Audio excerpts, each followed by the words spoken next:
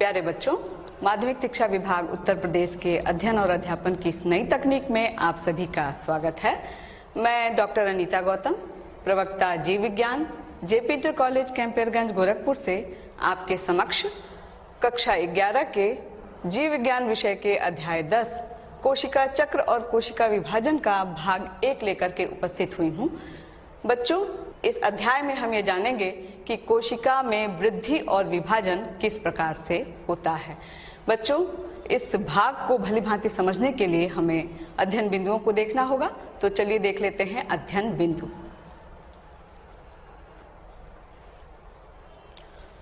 अध्ययन बिंदु में भाग 1 में कोशिका चक्र।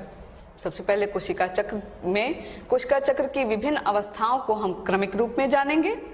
फिर कोशिका विभाजन, कोशिका विभाजन में कोशिका विभाजन की प्रक्रिया, प्रकार और महत्व को समझेंगे। इसके बाद समसूत्री विभाजन को देखेंगे हम। समसूत्री विभाजन की प्रक्रिया और महत्व पर हम विस्तृत चर्चा इस भाग में करेंगे। बच्चों, भाग 2 में अर्धसूत्री विभाजन है जो जनन कोशिकाओं में होता है और इसकी प्रक्रिया का अध्ययन हम आगे विस्तृत इस पर चर्चा कर लेंगे। तो चलिए शुरू कर लेते हैं इस भाग का पहला अध्ययन बिंदु, कोशिका चक्र। कोशिका चक्र या सेल साइकिल। बच्चों, जैसा कि हम सभी जानते हैं कि जीवों का शरीर कोशिकाओं से मिलकर बना होता है। कोशिका हमारे शरीर की संरचनात्मक और क्रियात्मक इकाई होती है। बच्चों, एक कोशिकीय जीवों में कोशिका विभाजित होती है और विभाजित होकर के 2 नए जीवों का निर्माण करती है, जबकि बहुकोशिकीय जीवों में बात अलग होती है। यहाँ कोशिका निरंतर विभाजित होती है और विभाजित होकर के असंख्य कोशिकाओं वाले शरीर का निर्माण करती है। बच्चों, कोशिका में वृद्धि और विभाजन की यह प्रक्रिया उसका मूल स्वभाव होता है और इसी स्वभाव को, इसी प्रक्रिया को हम कोशिका चक्र कहते हैं। बच्चों, चलिए हम कोशिका चक्र का आरंभिक ज्ञान ले लेते हैं। कोशिका में कोशिका द्रव्य की वृद्धि से लेकर कोशिकाओं में विभाजन द्वारा नई कोशिकाएं बनने की सारी प्रक्रिया को हम कोशिका चक्र कहते हैं। बच्चों, यहाँ चित्र में पूर्ववर्ती कोशिका दर्शाई गई है। पूर्ववर्ती कोशिका में वृद्धि की प्रक्रिया हुई, कोशिका का आकार बढ़ा, इसके अंदर के संघटकों का निर्माण हुआ, फिर इसमें विभाजन की प्रक्रिया हुई और विभाजन के उपरांत 2 संतति कोशिकाओं का निर्माण हुआ। अब पूर्ववर्ती कोशिका में वृद्धि से लेकर विभाजन तक की सारी प्रक्रिया को हम कोशिका चक्र कहते हैं। बच्चों, कोशिका चक्र को हम अन्य शब्दों में कह सकते हैं कि यह घटनाओं का वह अनुक्रम है जिसमें कोशिका अपने जीनोम का द्विगुणन व अन्य संघटकों का संश्लेषण और तत्पश्चात विभाजित होकर 2 नई संतति कोशिकाओं का निर्माण करती है, जिसे कोशिका चक्र कहते हैं। बच्चों, अलग अलग जीवों में कोशिका चक्र की अवधि अलग अलग होती है। सामान्यतः मनुष्य में कोशिका चक्र की अवधि 24 घंटे देखी गई है। बच्चों, हार्वर्ड एवं पेल्स ने कोशिका चक्र की विभिन्न अवस्थाओं की खोज की थी। नाम मैं फिर से कहूंगी, हार्वर्ड तथा पेल्स ने कोशिका चक्र की विभिन्न अवस्थाओं की खोज की थी और इनके अनुसार कोशिका चक्र की 2 मूल अवस्थाएं होती हैं। बच्चों, कोशिका चक्र की अवस्थाएं, पहली अवस्था अंतरावस्था या इंटरफेज और दूसरी विभाजन अवस्था या डिवीजन फेज। बच्चों, अंतरावस्था को पुनः 3 प्रावस्थाओं में विभाजित किया गया है। पहली प्रावस्था जीवन प्रावस्था या पश्चसूत्री अंतरकाल प्रावस्था, दूसरी प्रावस्था एस प्रावस्था या संश्लेषण प्रावस्था, तीसरी G2 प्रावस्था या पूर्व सूत्री विभाजन अंतराल प्रावस्था। इसी तरह विभाजन अवस्था को प्रक्रियाओं के आधार पर 2 घटनाओं में विभाजित किया गया है। पहला केंद्रक विभाजन या कैरियोकाइनेसिस और दूसरा कोशिका द्रव्य विभाजन या साइटोकाइनेसिस। बच्चों, चलिए हम कोशिका चक्र के चित्र को समझ लेते हैं। बच्चों, यहाँ कोशिका चक्र दिखाया गया है। यहाँ पर यहाँ से लेकर के और यहाँ तक की स्थिति अंतरावस्था की या इंटरफेज की दर्शाई गई है और इसमें जो ये पीला भाग है यह सूत्री विभाजन प्रावस्था या एम फेज को दर्शा रहा है। बच्चों, अंतरावस्था को जीवन अवस्था, एस प्रावस्था और G2 प्रावस्था में विभाजित करके दर्शाया गया है और एम फेज या सूत्री विभाजन प्रावस्था को केंद्रक विभाजन और कोशिका द्रव्य विभाजन में विभाजित करके दर्शाया गया है। बच्चों, मैं यहाँ बताना चाहूंगी कि जो अंतरावस्था की अवस्था है वह कोशिका चक्र में, इसमें कोशिका चक्र का 95% समय लगता है, जबकि सूत्री विभाजन की प्रक्रिया में केवल 5 से 10% समय कोशिका चक्र का लगता है। बच्चों, चलिए अंतरावस्था की मुख्य बातों को जान लेते हैं। अंतरावस्था यह कोशिका चक्र की सबसे लंबी प्रावस्था है। अंतरावस्था दो कोशिका विभाजन के बीच की अंतराल अवधि है जिसमें कोशिका विभाजन की तैयारी करती है। बच्चों, यहाँ मैं आपको बताना चाहूंगी कि प्राणियों की कुछ कोशिकाओं में, जैसे कि हृदय की कोशिकाओं में, कोशिका विभाजन नहीं होता है और कोशिका जीवन अवस्था के बाद G0 अवस्था में चली जाती है, जिसे शांत प्रावस्था कहते हैं। बच्चों, इन कोशिकाओं में जिनमें कोशिका विभाजन नहीं होता है, उन कोशिकाओं में बाकी सभी जैविक प्रक्रियाएं होती हैं, परंतु केवल कोशिका विभाजन की प्रक्रिया नहीं होती है और वो कोशिकाएं जो है वो विश्रामावस्था में चली जाती हैं, जिसे हम शांत प्रावस्था कहते हैं। चलिए बच्चों, आगे हम अंतरावस्था की विभिन्न घटनाओं को चित्र के माध्यम से समझ लेते हैं। बच्चों, यहाँ इस चित्र में कोशिका चक्र का यह चित्र है जिसमें अंतरावस्था यहाँ से यहाँ तक दर्शाई गई है और ये सूत्री विभाजन की अवस्था है। अंतरावस्था में जीवन प्रावस्था, संश्लेषण प्रावस्था और G2 प्रावस्था। अब जब अंतरावस्था होती है तब कोशिका में स्वभाव में परिवर्तन आता है, बदलाव आता है।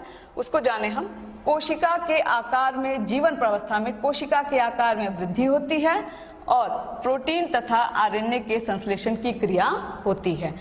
जब कोशिका जीवन प्रावस्था से संश्लेषण प्रावस्था में प्रवेश करती है, संश्लेषण प्रावस्था में जाती है, तब यहाँ कोशिका में मूल परिवर्तन होता है।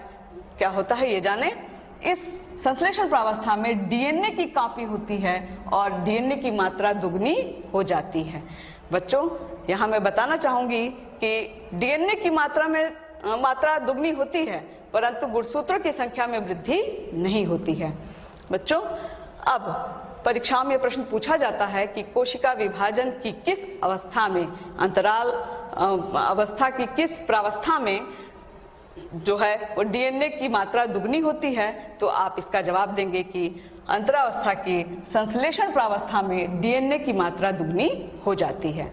बच्चों, अब यहाँ मैं आपको बताना चाहूंगी कि जंतु की कोशिका में जब डीएनए की मात्रा दुगनी होती है, ठीक उसी समय जो तारक काय होता है वह भी विभाजित होता है और विभाजित होकर के दो तारक काय बना लेता है। बच्चों, संश्लेषण प्रावस्था के बाद G2 प्रावस्था आती है और G2 प्रावस्था वह प्रावस्था है जिसके तुरंत बाद कोशिका जो है विभाजित होती है या सूत्री विभाजन की प्रक्रिया उसमें होती है।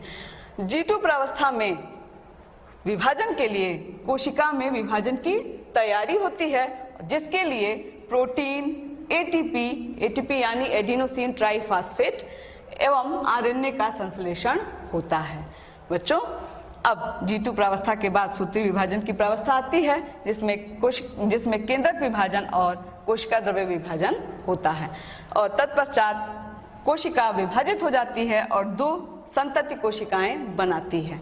अब इस नवनिर्मित संतति कोशिकाओं में भी यही प्रक्रिया चलती है, अंतरावस्था आती है और फिर सूत्री विभाजन की प्रावस्था आती है या विभाजन की अवस्था आती है और यह कोशिका चक्र निरंतर चलता रहता है। इसी को हम कोशिका चक्र कहते हैं। चलिए बच्चों, आगे हम विभाजन अवस्था की मुख्य बातों को जान लेते हैं। विभाजन अवस्था या सूत्री विभाजन प्रावस्था, इसे डिवीजन फेज भी कहते हैं। बच्चों, यह G2 प्रावस्था के बाद की प्रावस्था है जिसमें कोशिका चक्र के कुल समय का 5 से 10% समय लगता है। इस अवस्था में समसूत्री विभाजन की विभिन्न क्रियाएं पूरी होती हैं। बच्चों, सूत्री विभाजन प्रावस्था में दो प्रमुख घटनाएं होती हैं, केंद्रक विभाजन और कोशिका द्रव्य विभाजन। बच्चों चलिए अब हम अपने अगले अध्ययन बिंदु को देख लेते हैं, वह है कोशिका विभाजन या सेल डिवीजन। बहुत ही महत्वपूर्ण घटना, कोशिका विभाजन या सेल डिवीजन। बच्चों जिस जैविक प्रक्रिया द्वारा एक कोशिका विभाजित होकर के दो या दो से अधिक कोशिकाएं उत्पन्न करती है उसे कोशिका विभाजन कहते हैं। बच्चों कोशिका विभाजन सबसे पहले विर्चाऊ ने देखा था। मैं नाम फिर से लूंगी, कोशिका विभाजन सबसे पहले विर्चाऊ ने देखा था।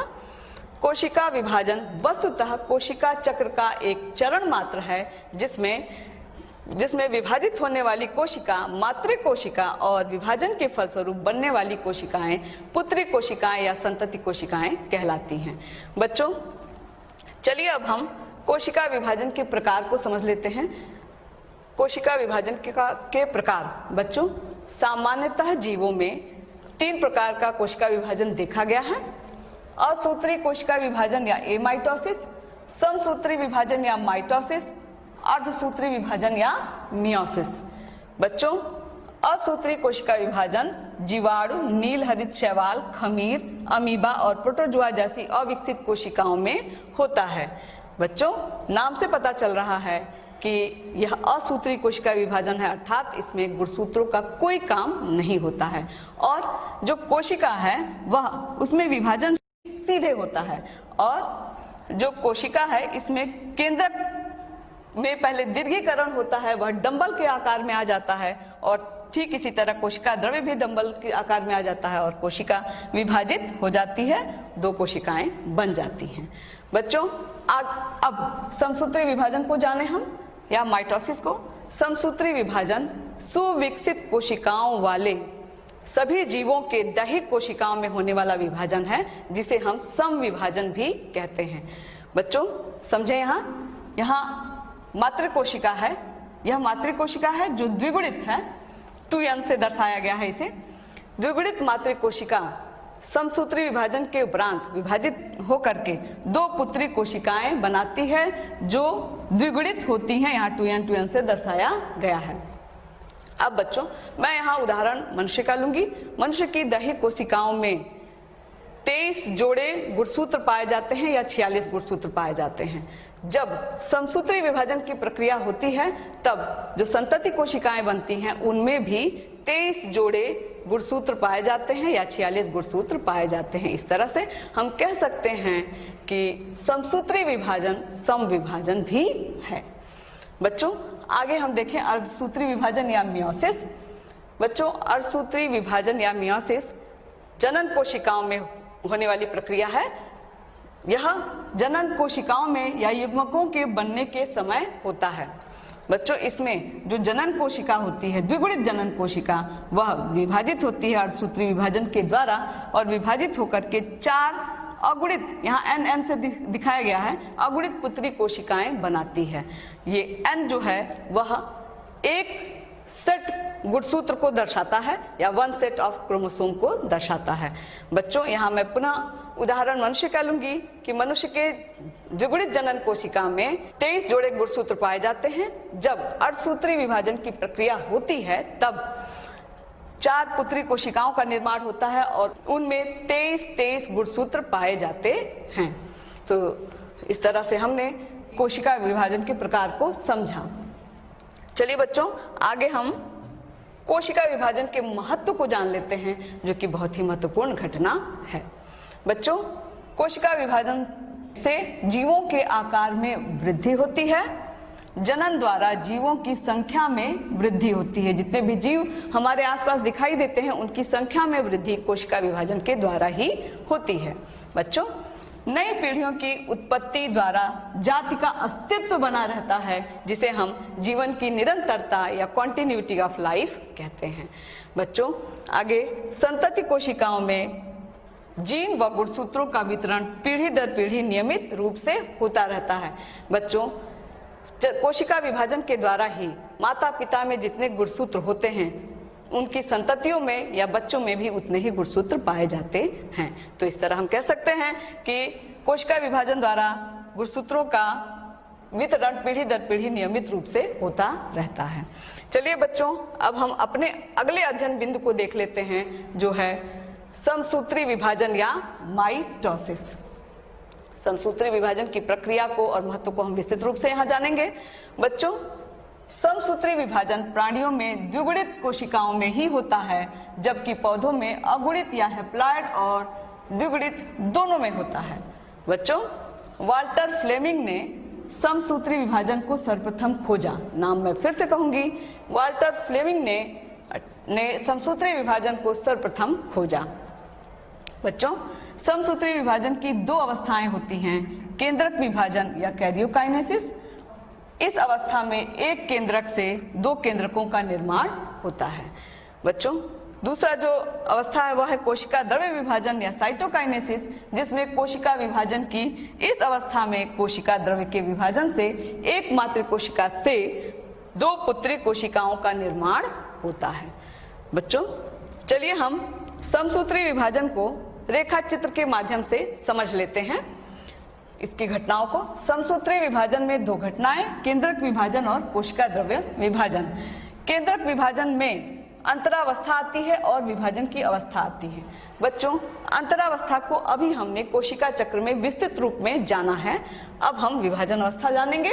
विभाजन अवस्था में चार अवस्थाएं आती हैं, पूर्वावस्था या प्रोफेज, मध्यावस्था या मेटाफेज, पश्चावस्था या एनाफेज और अंत्यावस्था या टीलोफेज। चलिए हम सबसे पहले पूर्वावस्था देखते हैं। पूर्वावस्था या प्रोफेज।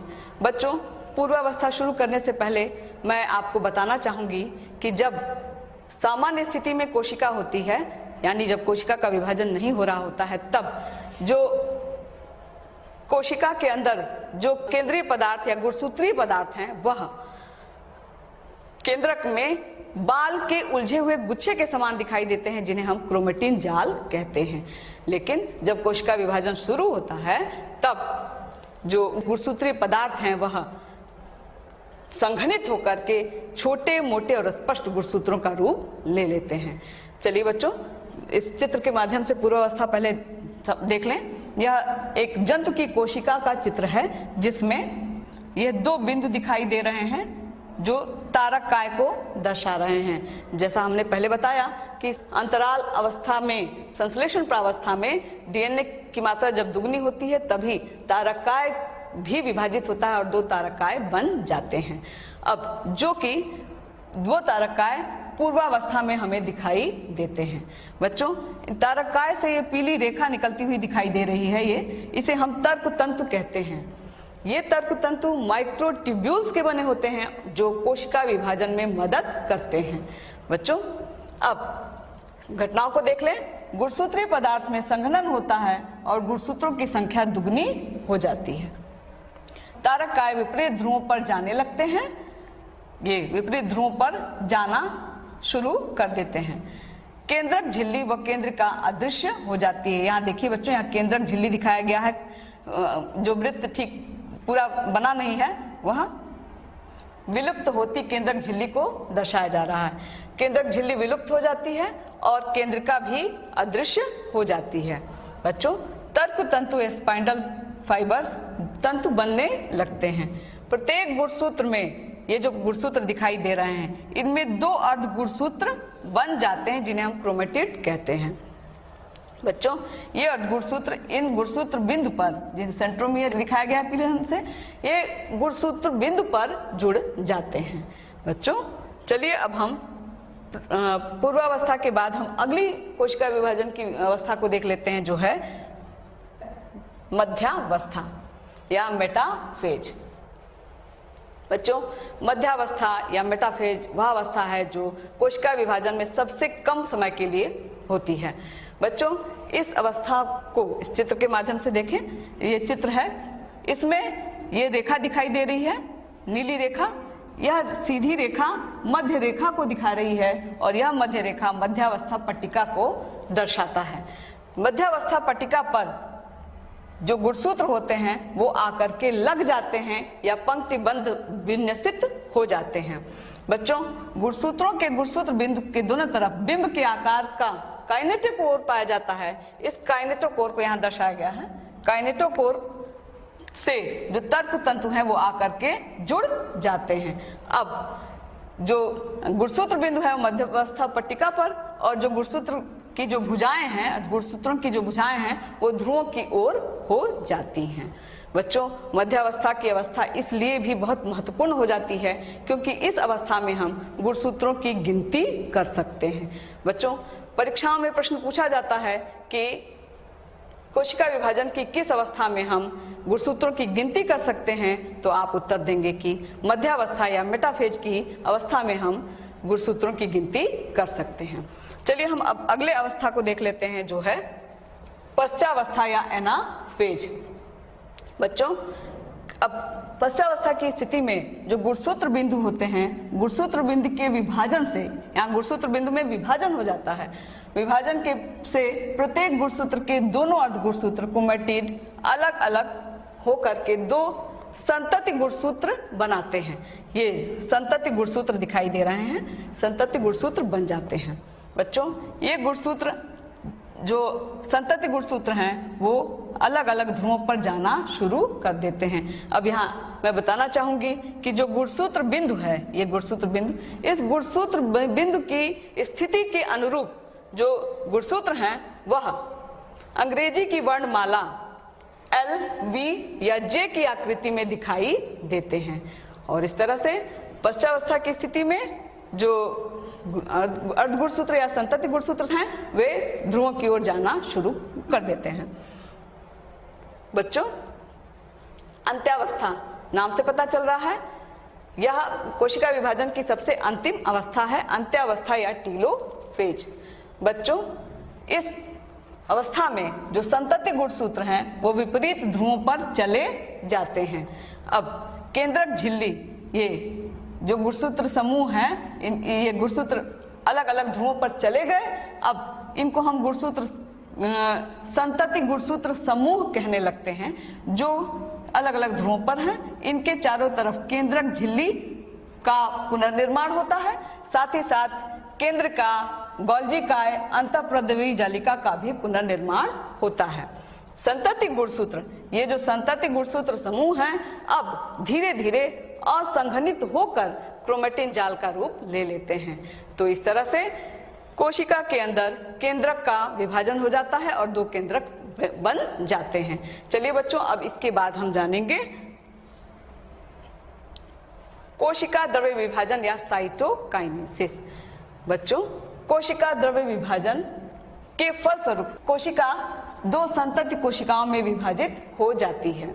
बच्चों, जंतु की कोशिका में जीव द्रव्य कला में खांच बन जाने के कारण कोशिका द्रव्य का विभाजन होता है। यहाँ खांच दिखाया गया है, यह खांच, ये दो संतति केंद्रक हैं, इनके बीच में यहाँ खांच बनता है और ये खांच धीरे धीरे मध्य में आकर के एक दूसरे से जुड़ जाता है, जिससे कि ये दोनों संतति कोशिकाएं अलग हो जाती हैं। इस तरह जंतु की कोशिका में संतति कोशिकाएं बनती हैं। बच्चों, अब पादप कोशिका में बात अलग होती है। पादप कोशिका में कोशिका द्रव्य विभाजन कोशिका पट्टी अथवा फ्रेगमोप्लास्ट के निर्माण के कारण होता है, और ये मध्य में दोनों संतति केंद्रकों के मध्य में कोशिका पट्टी बनती है और दो संतति कोशिकाओं का निर्माण हो जाता है। बच्चों, इस तरह से हमने देखा कि कोशिका द्रव्य विभाजन के द्वारा दो संतति कोशिकाएं बन गईं। अब हम जानेंगे सूत्री विभाजन का महत्व। बच्चों, समसूत्री विभाजन के महत्व को हम जान लें, जो कि बहुत ही महत्वपूर्ण घटना है। यह एक कोशिकीय जीवों जैसे अमीबा, युग्लिना आदि में अलैंगिक जनन सूत्री विभाजन के द्वारा होता है। बच्चों, जीवों में विकास एवं वृद्धि होता है वह समसूत्री विभाजन के द्वारा ही होता है। यहाँ हमने उदाहरण लिया है युग्मनज से भ्रूण, भ्रूण से शिशु, शिशु से वयस्क। बच्चों, मनुष्य में हम उदाहरण ले रहे हैं कि जो युग्मनज है वह एकल कोशिका है, उस एकल कोशिका में कोशिका का विभाजन होता है, युग्म है, और भ्रूण का निर्माण होता है। भ्रूण में असंख्य बार कोशिकाओं का विभाजन होता है और शिशु का निर्माण होता है। शिशु में कोशिकाएं निरंतर विभाजित होती हैं और विभाजित होकर के वयस्क का निर्माण करती हैं। इस तरह से हमने देखा कि युग्मनज जो एकल कोशिका था, कोशिका विभाजन द्वारा, समसूत्री कोशिका विभाजन द्वारा वयस्क के रूप में हमको दिखाई देता है। बच्चों, अगला जो महत्व है वह है क्षतिग्रस्त कोशिकाओं का विस्थापन तथा मरम्मत होती है। बच्चों, आपने देखा होगा चोट लग जाती है, चोट लग जाने पर वहाँ का जो भाग है, वहाँ की जो कोशिकाएं हैं वो क्षतिग्रस्त हो जाती हैं और वो भाग पस के माध्यम से बाहर निकाल दिया जाता है। बच्चों, उस जगह को समसूत्री विभाजन के द्वारा नवनिर्मित कोशिकाएं उस जगह को भर लेती हैं और इस तरह से हम समझ सकते हैं कि क्षतिग्रस्त कोशिकाओं का विस्थापन और मरम्मत समसूत्री विभाजन के द्वारा ही होता है। बच्चों, अगला जो महत्व है वो पुनरुद्भवन। पुनरुद्भवन ऐसी घटना जिसमें कुछ जीवों में जो अंग होते हैं वो कट जाते हैं, किसी वजह से नष्ट हो जाते हैं, तो उनका पुनर्निर्माण हो जाता है। अब पुनरुद्भवन का मैं उदाहरण लूंगी छिपकली। छिपकली बच्चों, आपने देखा होगा छिपकली की पूंछ कट जाती है, फिर धीरे धीरे अपने आप जम भी जाती है, आज बन जाती है और हम कहते हैं कि छिपकली की पूंछ पुनः बन गई। यह जो प्रक्रिया है यह पुनरुद्भवन की है, जो समसूत्री विभाजन के द्वारा ही होती है। इसी तरह हाइड्रा में भी पुनरुद्भवन की प्रक्रिया होती है। अगला जो महत्व है वह कोशिकीय उपापचय। बच्चों, पहले हम कोशिकीय उपापचय को जानें। बच्चों, जितनी भी जैविक प्रक्रियाएं हमारे शरीर में होती हैं वो सभी जैविक प्रक्रियाएं एक कोशिका के अंदर भी होती हैं। जब कोशिका का विभाजन होने वाला रहता है, यानी अंतराल अवस्था में, कोशिका के द्रव्य में वृद्धि होती है और केंद्रक और कोशिका द्रव्य का संतुलन जो है वो बिगड़ जाता है। इस संतुलन को बनाए रखने के लिए कोशिका का विभाजन जरूरी है, जो कि समसूत्री विभाजन द्वारा हो पाता है और कोशिका विभाजित होती है और कोशिकीय उपापचय की जो प्रक्रिया है वो सामान्य रूप से होने लगती है। तो बच्चों, इस तरह हमने जाना कि सूत्री विभाजन का क्या महत्व है। चलिए बच्चों, आगे हम देख लेते हैं अभ्यास कार्य। बच्चों, आपने यह भाग देखा। इस भाग को पढ़ने, देखने और सुनने के बाद हमने यहाँ अभ्यास कार्य के रूप में कुछ प्रश्न दिए हैं। इन प्रश्नों के उत्तर इसी भाग में हैं, आपको इन्हें खोजना है और हल करना है। बच्चों, इस अध्याय के भाग 2 को, जिसमें कि अर्धसूत्री विभाजन बताया जाएगा, उसको लेकर के मैं जल्दी ही उपस्थित होंगी। बच्चों, उम्मीद है आपके लिए मेरा यह प्रयास सफल होगा। धन्यवाद।